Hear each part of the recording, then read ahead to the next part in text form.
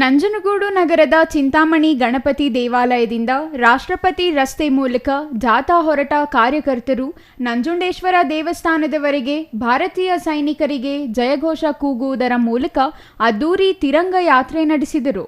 ನಂಜನಗೂಡಿನ ಮಾಜಿ ಶಾಸಕ ಬಿ ಹರ್ಷವರ್ಧನ್ ನೇತೃತ್ವದಲ್ಲಿ ನಡೆದ ಕಾರ್ಯಕ್ರಮದಲ್ಲಿ ಆಪರೇಷನ್ ಸಿಂಧೂರ ಯಶಸ್ವಿಯಾದ ಹಿನ್ನೆಲೆಯಲ್ಲಿ ರಸ್ತೆಯ ಉದ್ದಕ್ಕೂ ಭಾರತೀಯ ಸೈನಿಕರಿಗೆ ಜಯವಾಗಲಿ ಎಂದು ತಿರಂಗ ಯಾತ್ರೆಯಲ್ಲಿ ಭಾಗವಹಿಸಿದ್ದ ಜನರು ಘೋಷಣೆ ಮೊಳಗಿಸಿದರು.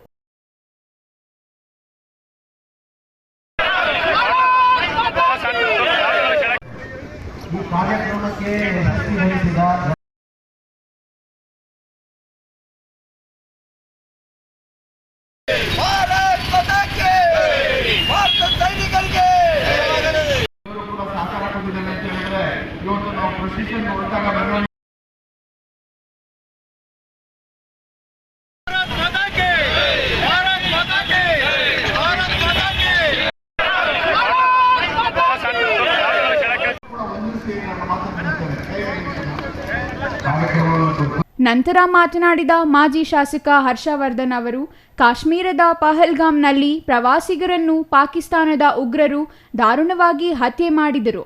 ಉಗ್ರವಾದಿಗಳಿಗೆ ಹಿಂದೂ ಮತ್ತು ಮುಸ್ಲಿಂ ಎಂಬ ಭೇದವಿಲ್ಲ. ಈ ದಾಳಿಗೆ ಪ್ರತೀಕವಾಗಿ ಭಾರತ ಸರ್ಕಾರ ಆಪರೇಷನ್ ಸಿಂಧೂರ ಸಂದೇಶದ ಜೊತೆಗೆ ಗಡಿ ಭಾಗದಲ್ಲಿರುವ ಸ್ಲೀಪರ್ ಸೆಲ್ ಉಗ್ರರು ಮತ್ತು ಅವರ ಅಡುಗು ತಾಣಗಳನ್ನು ಸರ್ವನಾಶ ಮಾಡಿದ್ದಾರೆ ಎಂದರು. 26 ಜನ ಅವರು ಜೀವನ ಕಳ್ಕೊಂಡಿದ್ದಾರೆ. 26 ಜನರಲ್ಲಿ ಒಬ್ಬ ಮುಸ್ಲಿಮರಾದಂಥ ಆದಿಲ್ ಹುಸೇನ್ ಶಾನು ಕೂಡ ಕಳ್ಕೊಂಡಿದ್ದಾನೆ.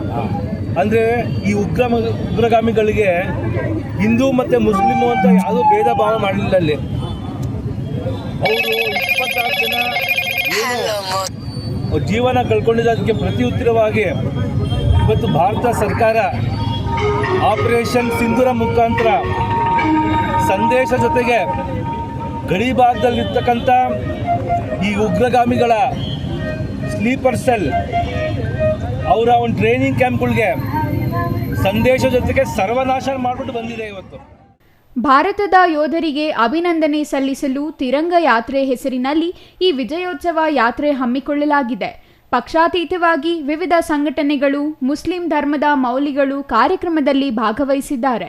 ಮುಂದಿನ ದಿನಗಳಲ್ಲಿ ಪಾಕಿಸ್ತಾನದ ಉಗ್ರಗಾಮಿಗಳು ನಮ್ಮ ದೇಶದ ನೆಲಕ್ಕೆ ಬಂದು ದಾಳಿ ಮಾಡಿದರೆ ಪಾಕಿಸ್ತಾನ ದೇಶವನ್ನು ಸರ್ವನಾಶ ಮಾಡುತ್ತೇವೆ ಎಂದು ಎಚ್ಚರಿಕೆ ನೀಡಿದರು.